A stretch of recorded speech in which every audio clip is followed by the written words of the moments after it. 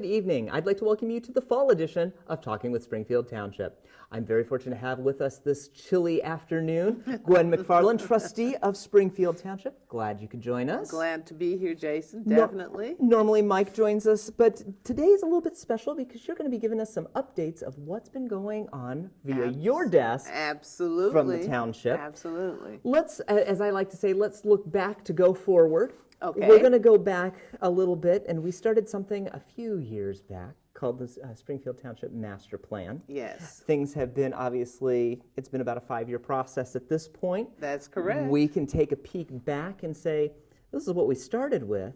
Now the comprehensive plan has moved in 5 years. Are we moving in the direction in which the plan needs to be? Obviously, it's a living document, so it's kind of been ever evolving. But are we where we should be from 2010 to 2015? As you said, Jason, it is a living, breathing document. So let's go back, reflect back to 2010, 2011, when we actually began working on the comprehensive plan. And if you can remember, we pulled in about 12 neighborhoods from in the township. And each neighborhood was represented, and we ended up with a committee of 80 individuals, and they represented all aspects of the township, each neighborhood, and it was a very diverse community. It was a great community, and they together helped create the pathway for the future of where the township was moving to. So we've had periodic meetings since then, and we're scheduled to have another meeting in October with some of those 80 members just to look at where we are today in October. So what we're focusing on now is the staff is looking at some of the core initiatives that we created back then. So we're looking at, and they're putting together action plans. And these action plans are going to be related to the parks. You know, where are we with the parks? Where do we need to go with the parks? It's going to look at the creation of how we can continue to look at supporting and working on our road situation. As you know, that's always been, the infrastructure has been a problem. Absolutely. Since we had 4 levees that failed, so, the money has just not been there, and so we've had to pull out of the general fund. And then the core business district, that's another initiative that we're looking at. Where are we with the core business district? Where were we then? And where do we want to be? So looking at this, not necessarily considering it a reunion, so to speak, our 5-year reunion. Our 5-year, and we were looking at the 5-year budget projection as well. Well, and it comes time with that full circle, looking at this, and obviously these are items that were important in 2010, has still maintained in 2015. Obviously, there are needs to go forward. Obviously, things like the parks and the roads are things that were not easy to talk about then. Absolutely. And again, we looked at some failures, unfortunately, but we're also going to probably look at means to succeed at this point. Because isn't there a park coming up soon, Frost Park, isn't it, that we're working on? Or Frost or Warner? Warner, I'm sorry, the Warner, yes. Warner Park. So you've got some things going ahead, but you've also met some difficulties getting to that point. Absolutely. And, it didn't help, which we all know, when our government funds, our local government dollars were slashed about $3 million. Absolutely. And it doesn't help that, we had the recession too. So we're climbing slowly up out of that. We had to make some dramatic changes as trustees, in order to keep our township afloat and to sustain the township. And so the parks are a vital part of our community, and the community utilizes those parks a lot. And also we're looking at businesses. What can we do to bring in not only just businesses, but industry as well? Because, we're locked in. We are landlocked. Absolutely. So there really, when I think about it, I think our 60 acres with water is about the largest spot that we have that's vacant in the township. Wow, that's kind of scary to think if you really think about it, especially with being a community of neighborhoods, and you have a few that aren't even touching one another, which makes it a little more difficult for you and for the residents as well to get together. Absolutely. Looking at your business district, obviously everyone knows it. It's Winton Road. It's that main corridor. That's the spine. Well, the business district the spine of the business district is Winton Road. We continue to look at, can we begin to create some sort of a sub-business district, or maybe it will be an industrialized and district along the Hamilton Avenue corridor, which is close Pretty to much your 275. opposite side. That's right. Yeah. That's correct. When you're looking at a separate arm like that, or a new branching, so to speak, what are things that you're looking for? When you're looking at that business district, you're looking at retail and restaurant, but now you're looking at something that hasn't necessarily been solely a part of the township. True. When it comes to that. So how does that mindset as a trustee, how do you change that mindset, and how do you take that to the township? It's interesting that you've asked that question, because the neighborhoods along the Hamilton Avenue spine area, they're asking the same question. What can we do to redevelop that area? As you know, where the License Bureau is, which is at the tip of Hamilton Avenue as you go into 275, right? That has a lot of potential. But we're still looking at how we can develop and make that grow more. It's slowly growing because of the proximity of that location to 275. So there's opportunities. However, most businesses, when they come into the township, they look at the spine of the township, which is Winton Road, basically because it is close to the expressway, but there seems to be more opportunities for the businesses to succeed. There's more people around in that area, and they do a real good cost analysis before they even consider looking at us regarding, income level of families, what the neighborhood looks like, is it in transition or is it pretty stable? They look at a lot of variables to determine where they want to put the business, and also competition. They want to look at what is the competition and can this work for us? So we have a new business that's going to be arriving soon at the old PNC Bank, and we're looking forward to that, just to see how that's going to work for us. And that, again, is on Winton Road. Yes. So again, it's a lot of time to get to that transitional point. Yes, it is. But as you can see, it's taken, as you said, a slow progress, but 5 years have already progressed, and there's already bits of potential already there. So now as we step into our time machine, because you're already doing a 5-year budget, operating budget projection as well. Exactly. Let's get in that time machine. Where are we seeing the township go in 5 years then?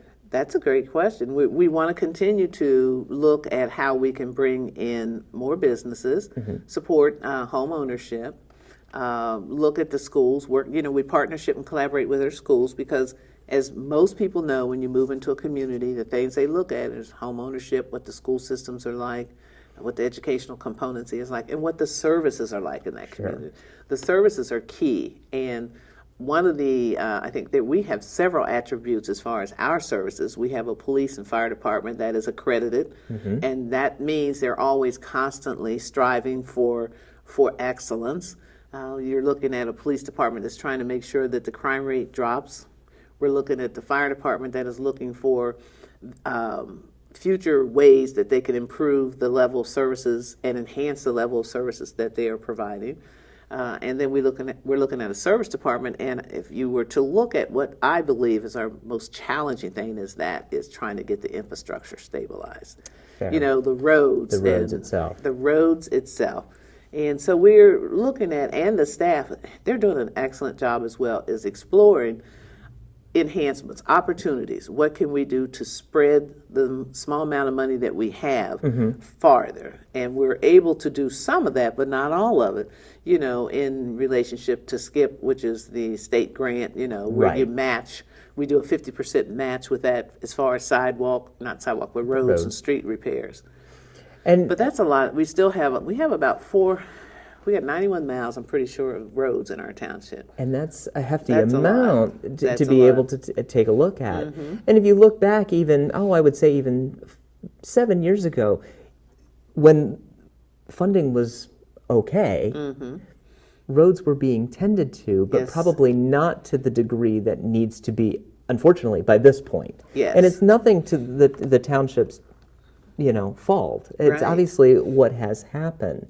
It's what's happened. It depends on the amount of traffic on those roads, which many of those roads are like on the main drag. Also, we have to remember that the main roads like Hamilton Avenue, and I'll just name the main ones, and Winton Road, those are county roads. Right. So a lot of times people get a little confused because they think, well, you've got all these potholes on Winton Road or maybe Hamilton Avenue. Well, those are not our roads. Those are county roads. And I do have to say that I believe the Hamilton County Engineer Department does a great job in trying to arise to the occasion and take care of those roads as quickly and expeditiously as possible. And again, they're facing this similar situation as we are. Absolutely. So that's understandable.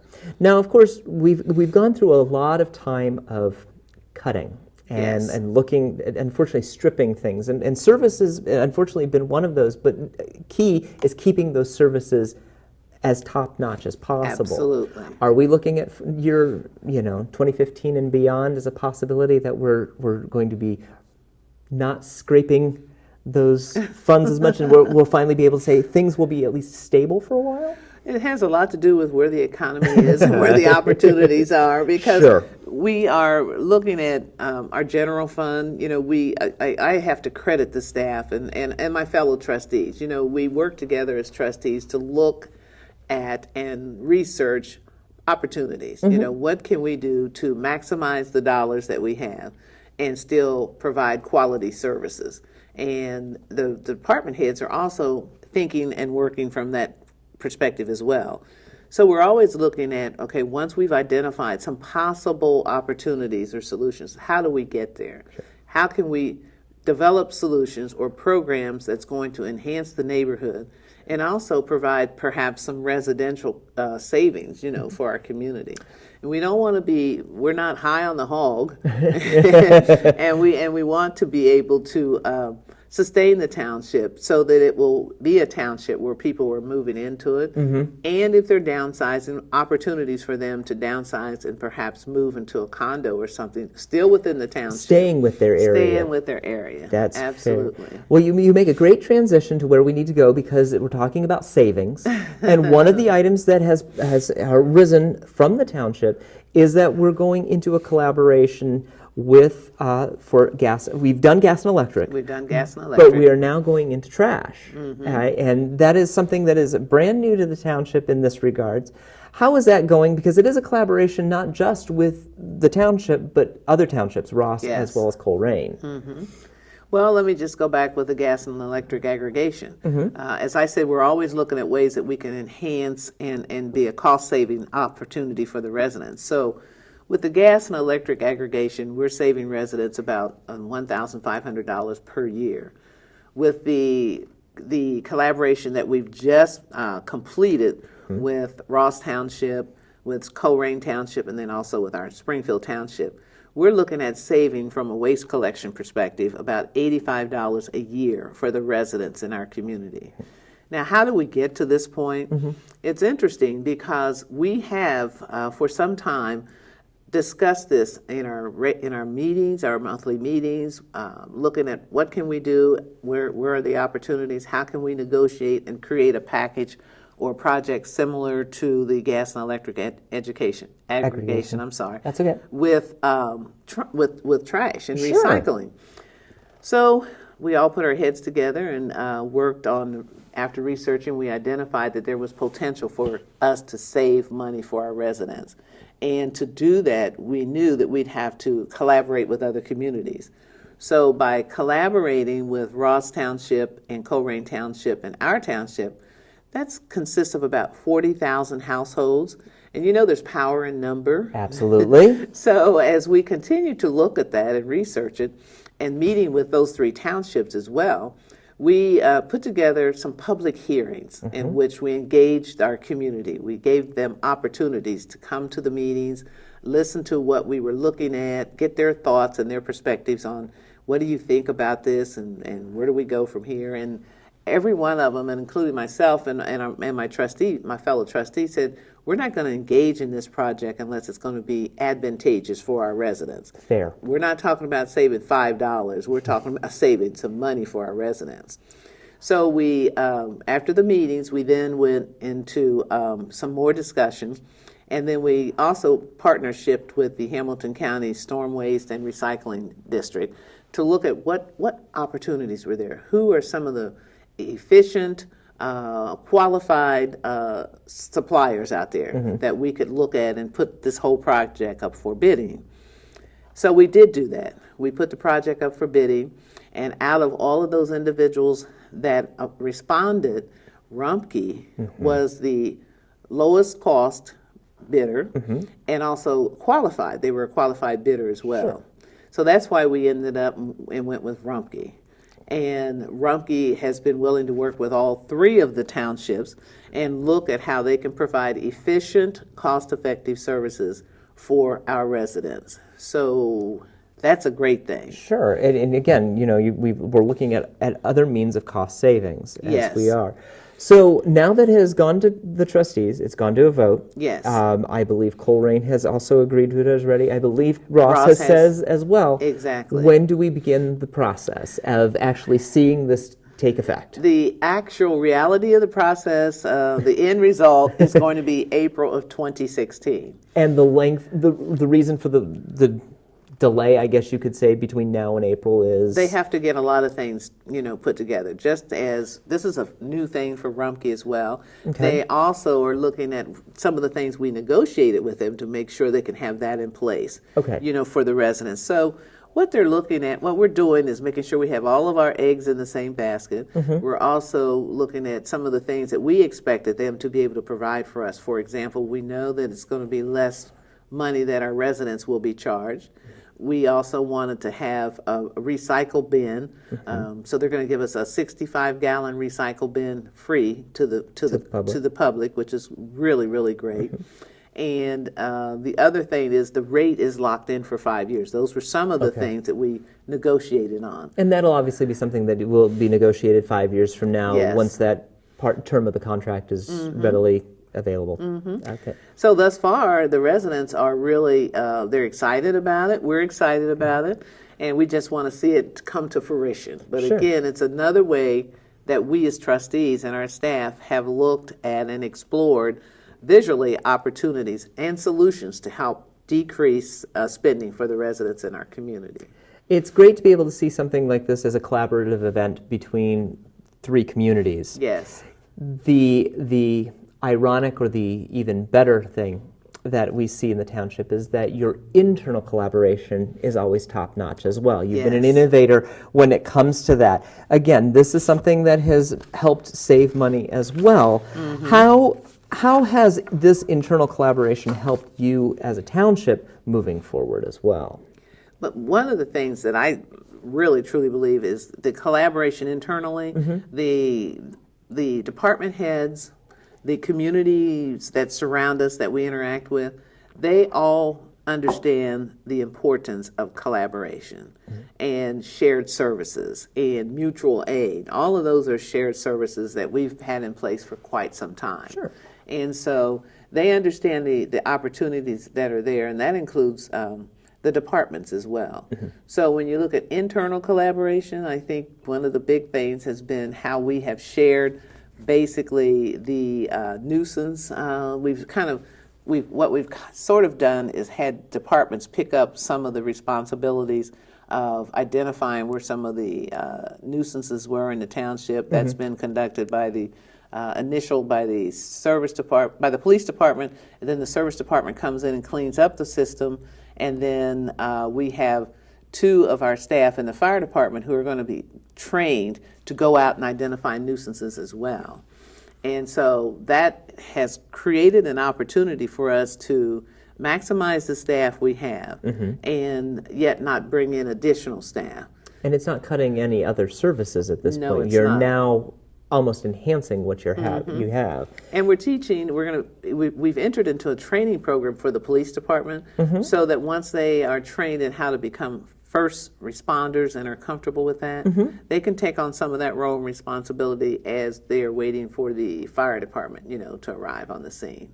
Have you been met with any resistance when it comes to something like this? Because as they all say, change is a difficult Change thing. is a difficult thing. This is something that has almost become part of survival at this Yes. point, which I do want to say the township is somewhat trying to remove itself from that survival mode. It has gotten to that stability point where these new ventures can now be implemented. Have you been met with any resistance when it comes to this? Initially, there may have been a small amount, but nothing to create any any problems for us. The staff seem to understand clearly that this is a role that they're capable of taking on, and if they're not, they're willing to be trained, to move in that direction.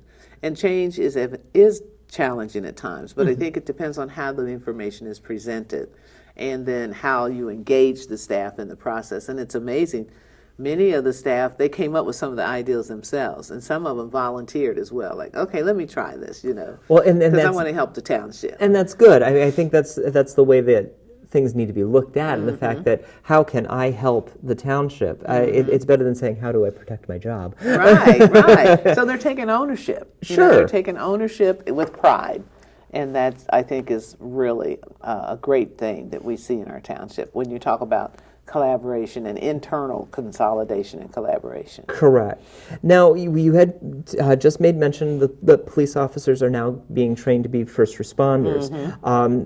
Obviously, maybe not the first township to do it. Other places have done it before. However, what are you seeing this as a benefit for the township? Obviously, since it is so divergent, so to speak, with pieces being broken off here and there, do you think this is going to be a much better help than, say, the collaborations that you may have with maybe Forest Park, with their fire department? Not to say that won't go away, but I hope you understand where I'm getting at, is that you're now having the opportunity to train internally. Yes. What I see is this is going to continue to be an attribute for the township. The individuals in the different departments they already know the neighborhood. They know many of the neighbors, and the neighbors know them. So it's almost going to be like a seamless opportunity, a continuation of services, enhancing the services at a higher level, and the community feeling a little more comfortable with who that paramedic is that they're riding with in the ambulance, or who the police officer is that stops at their home and asks questions.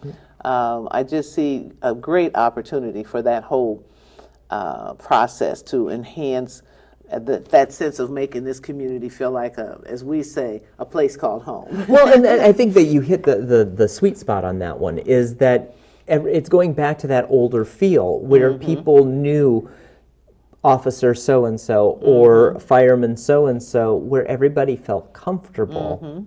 And that comfort level, as long as that comfort level is raised, that fear is diminished. Right. And makes everything a little more seamless in a very trying time. So hopefully, as things go on, which again brings me to another point of what the township is trying to do as well, is not only bring that sense of familiarity, but also that communication, that bringing that conversation, as we're having here today, happens for all community members as well. What is the township doing in their efforts in communication? Obviously, everybody wants to get in contact with somebody for one means or another. What is the township doing about that? We are just doing great things, continuing to make great strides. And as I said, we don't operate in the past. We look at the future. And we also look at technology. Technology is changing. So when we have online tools now that the police department can utilize for crime tips, and also to make service, and other departments can make service requests. And of course, social media, we're on Facebook, we have a Twitter, and we have YouTube. So those are other forms of communication that our township is utilizing. Again, it's the increase in technology. And then increase in community engagement programs. That's continuing to work with the community. If there are situations or issues in that particular neighborhood, we will meet them where they want us to meet them. Either they'll come to the township, or we'll meet them in their neighborhood, which is what we've done. Do you think that, when I hear something like that, it reminds me of those neighborhood meetings that we had at the beginning prior to the master plan? Do you think that something like that kind of sparked, once that was going, it kind of sparked and continued on in what we're seeing today? I think it has. In fact, Mike Hennenkamp and I attended a meeting in a particular community, in their neighborhood, in their backyard, and the neighbors walked to the meeting, and we were able to give them an update and answers on some of the issues or concerns that they may have had, as well as just to sit down and they could get to meet us, and we got to sit down and dialogue with them.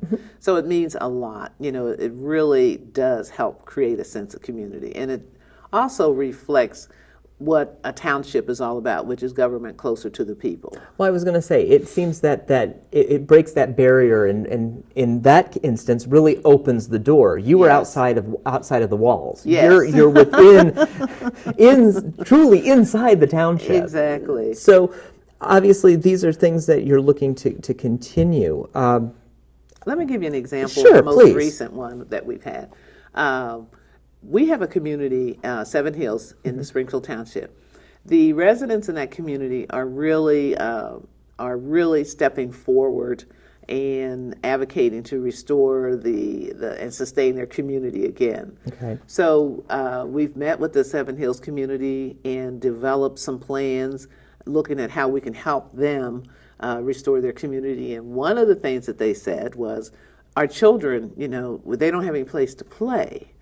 They don't have a park per se. So, years ago, Frost School was located in Seven Hills. Yes. So Frost School, the building is no longer there, but the land is there. Yes. So we worked with Kim Flam and looked at looking for a grant to create and develop a playground there.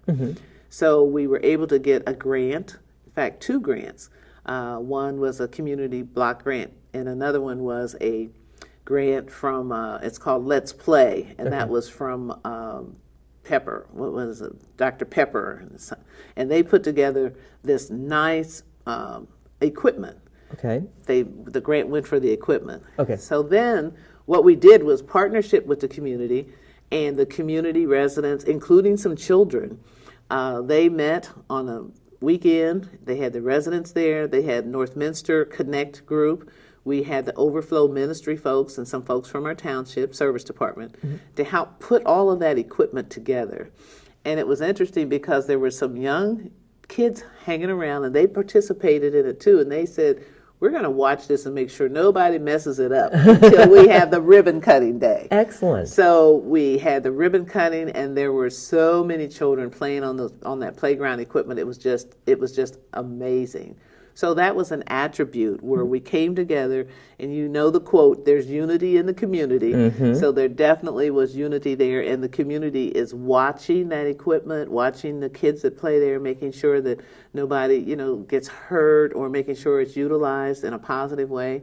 And they're like our watchdogs. Sure. So that was a real great, as I feel, a community attribute and engaging the community in the process. Well, and looking at a piece of land that may not have initially had a use. Yes. I mean, here we had to remove the building at some Yes. point, but the land was still vacant. The land was vacant. What a great way to finally utilize it. Absolutely, and the position of the playgrounds is in the front of the building, right within the neighborhood, the community. So it's not something that's way off to the back or to the side. It's within visual assessment and observation, and people can just sit and watch, what's going on there, and their kids can play and have a great time. So it was a fun day that day. Although I do have to ask, with the items that we've been talking about, parks and the issues that we've been having with our parks, who will be taking care of the park? Is it considered a township park? Yes, it's our responsibility as a township. Okay. We need to make sure that everybody understands it, but it sounds like the neighborhood will be taking care of it just as much. Absolutely. Well, we're reaching to the bottom of our time here, but I do want to be able to touch on some other things. Obviously, park initiatives, all these other great items that we're seeing, what other innovative projects are out there that you might be able to share with with members of the township that are going on currently or are going to be unveiled here soon? Well, there's a lot of great things happening. Sure. Okay. And again, we're, as a team, the trustees are working to make sure that we look at, across the board, think out of the box to make some innovative things happen. So we just had a shredding day at the township, which was this past Saturday, where and it was a free program for individuals to bring in any papers, documents, or whatever they have to the township, and we would shred it. And it was amazing. The program started at 10 o'clock, and at 9:30, cars were backed up to Winton Road.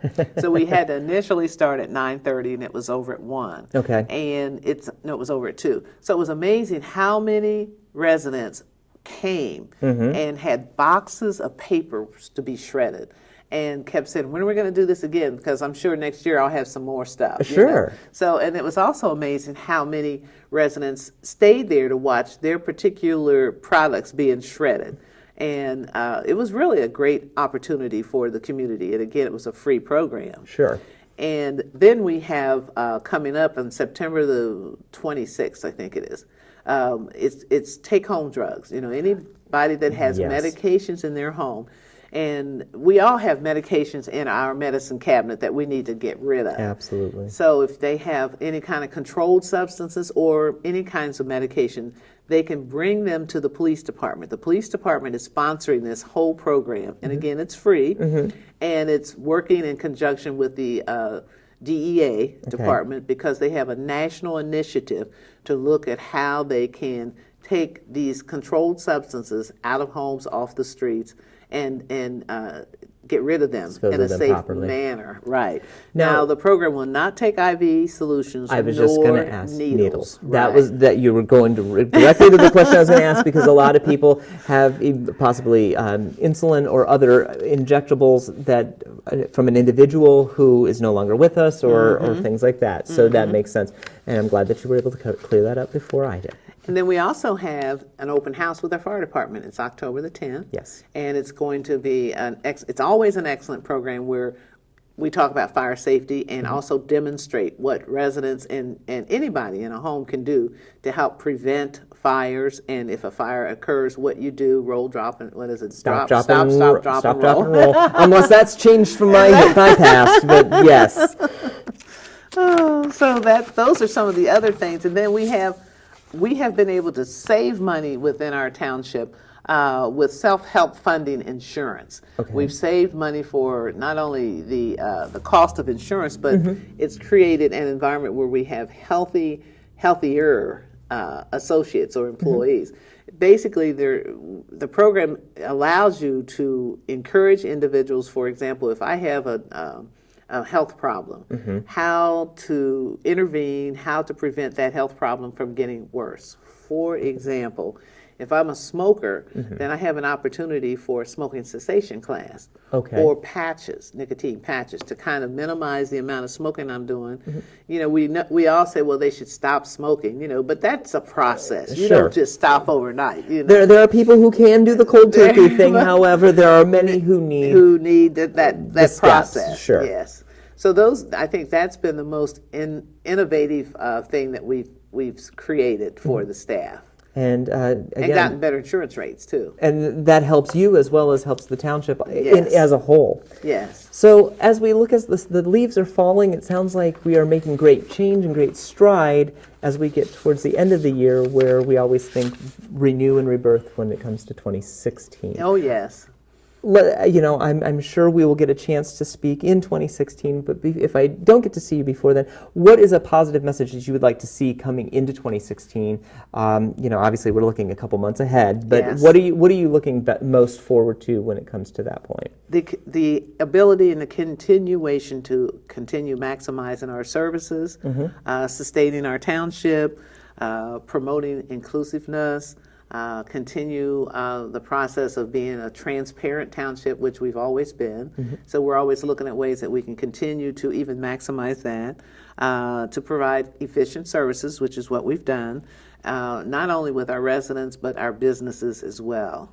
So those are my goals. What can we do to continue those really critical areas to sustain our township and make it a great place to live in? Well, it sounds like we are making great strides, and we will definitely see how that continues 2015 and into 2016. Thank you. Well, Gwen, we made it to the bottom of the hour, and I want to thank you for joining us as well. It's always a pleasure to have you here. It's been a pleasure. You're always great. You know how to pick those questions, too. I try not to do the tough ones, but when they need to be asked, we know we ask them. Thank you very much. Gwen. And of course, thank you for joining us as well. If you have enjoyed any bit of this, I hope you have, you can make your own program or create your own with us here at Waycross, 825-2429. We love to, as Gwen said, adding the unity and community through us here, 825-2429. Join our family. It's an enjoyable thing. I'm Jason Grisgork, Waycross Community Media's Government Access Coordinator, giving you the opportunity to talk with Springfield Township. Have a great evening, and we'll see you next time.